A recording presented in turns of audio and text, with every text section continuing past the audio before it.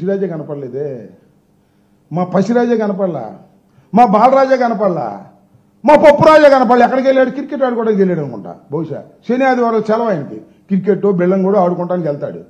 శని ఆదివారం ఆయనకి సెలవు, మన చంద్రబాబు నాయుడు గారికి 15 రోజులకు ఒకసారి సెలవు, మన పవన్ కళ్యాణ్ గారికి ఏమో మరి ఎప్పుడు సెలవు వస్తుందో ఎప్పుడు ఉండదో తెలియదు. మొన్న రాలా, అంతకు ముందు రాలా క్యాబినెట్ మీటింగ్కి, మళ్ళీ వాళ్ళు వచ్చాడు. మరి ప్యాకేజీ మహత్యమో ఏం మహత్యమో మాకు తెలియట్లా. ఆయనకి అసలు సెలవులు ఉంటాయో ఉండవో అర్థం కాదు. సత్తా లేని నాయకుడు, మరి సెలవులు ఉంటే ఏంటి లేకపోతే ఏంటి? సత్తా లేదు, సత్తా కోసం ప్రయత్నించే పని లేదు. ఇది ఇవాళ రాష్ట్రంలో జరుగుతున్నటువంటి అంశాలు. P4 అని చెప్పి తన బాధ్యత నుంచి తప్పుకుంటున్నటువంటి వ్యక్తి నారా చంద్రబాబు నాయుడు గారు. పేద ప్రజలను ఆదుకోవలసినటువంటి ముఖ్యమంత్రి ప్రభుత్వ పాలసీలు పక్కన పెట్టి ప్రైవేట్ రంగంలో ధనికులకు ఈ బాధ్యత అప్పజెప్పి తప్పుకుపోవాలనుకునే పిరికి ముఖ్యమంత్రి నారా చంద్రబాబు నాయుడు గారు.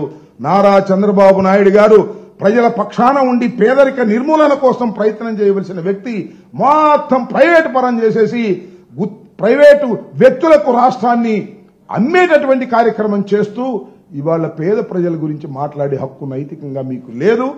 అందువల్లే బంగారు కుటుంబాలన్నీ నువ్వు బిగిన్ చేయగానే సెలవు వెళ్ళిపోయారు. వాళ్ళని పట్టుకొచ్చారు. మీకు బంగారు కుటుంబాలు, మీకు డబ్బులు ఇస్తాము రమ్మని. పాపం వాళ్ళకేం తెలుసు? వచ్చారు, చూశారు ఇక్కడ అంతా ఇదంతా గందరగోళంగా ఉంది. ఈ బంగారు కుటుంబంలో మనకు పైసా వచ్చేది లేదు, సచ్చేది లేదు. ఈ ఉపన్యాసాలు, ఈ సొల్లు పెట్టల ద్వారా ఏమంటాడు? సెల్ ఫోన్ అయినా కనిపెట్టా. అబ్బా కింద టౌలు కొడతారు. సెల్ ఫోన్ ఆయన కనిపెట్టాడు. ఐటీని తీసుకొచ్చింది ఆయనేనంట. అందువల్ల అందరికీ సెల్ ఫోన్లు వచ్చినాయి. ఏంది పెట్టల దొరకదని నాకు అర్థం కాల. ఐటీ సెల్ ఫోన్లు ప్రపంచవ్యాప్తంగా వస్తున్నటువంటివి. ఆ సమయానికి నువ్వు అక్కడ ఉన్నావు, దానికి చెప్తున్నావు. మళ్ళీ కొన్నాళ్ళు పోయిన తర్వాత ఏమండు అసలు పోలవరం నా ప్లానే, నేనే ఫౌండేషన్ వేసా, నేనే మొత్తం చేశా అని చెబుతాడు. నమ్మి ఆ మైకులు నమ్ముతారు.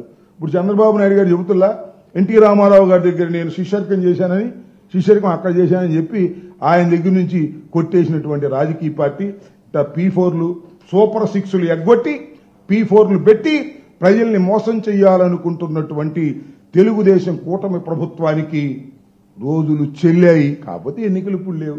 చూస్తున్నాం కదా, స్థానిక సంస్థల ఎన్నికల్లో వాళ్ళు ఎంత చేసినా తిరగబడి మా నాయకులు ప్రయత్నం చేసి మళ్ళా నిలబెట్టుకునేటటువంటి కార్యక్రమాలు చేస్తున్నారు.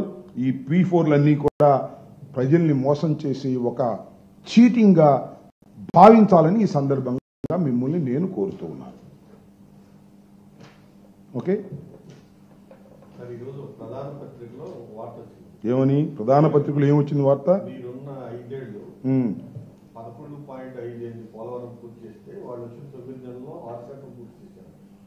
నేను ఒకటి అడుగుతానండి.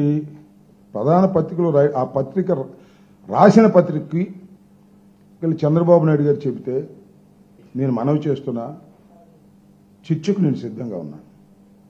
పోలవరం ప్రాజెక్టు విషయంలో నారా చంద్రబాబు నాయుడు గారి తెలివి తక్కువ వలన, ఆయన దురాశ వలన ఈ ప్రాజెక్ట్ ఇంత లేట్ అయిందని, ఈ దుస్థితికి వచ్చిందని నేను ఇప్పటికీ ఎప్పటికీ దాని మీదే స్టాండ్ అయి ఉన్నాను. చర్చకు నేను సిద్ధం, ఎవరితో అయినా చర్చకు సిద్ధం. దానిలో సందేహం లేదు. చర్చ అంటే మళ్ళీ కొట్టుకోవటం కాదు, ఆరోగ్యకరమైన చర్చ చేద్దాం, మనకి అభ్యంతరం లేదు.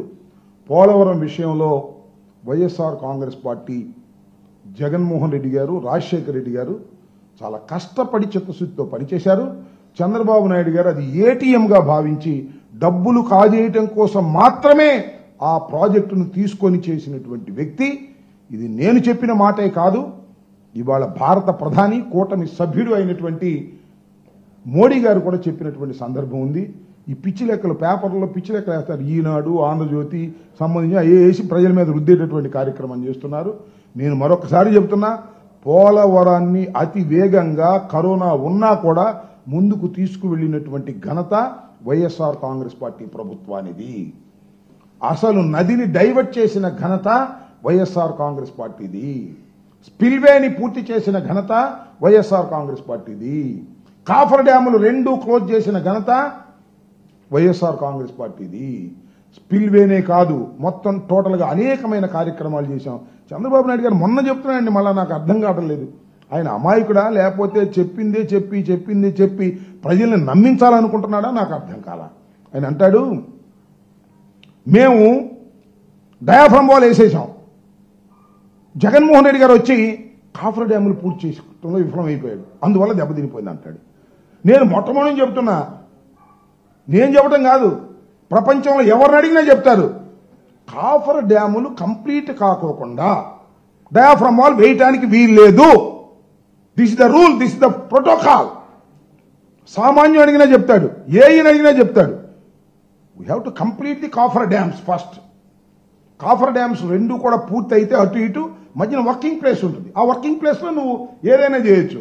నువ్వు ఆ వర్కింగ్ ప్లేస్ క్రియేట్ కాకోకుండానే నది ప్రవహిస్తుండగానే సమ్మర్లో నువ్వు వేసేసావు.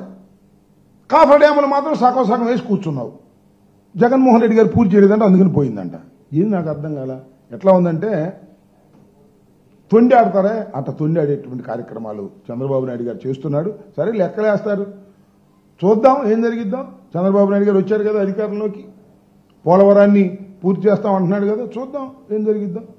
కరోనా టైంలో కూడా మేము చాలా కష్టపడి ఆ పోలవరం విషయంలో చాలా ఘట్టాలను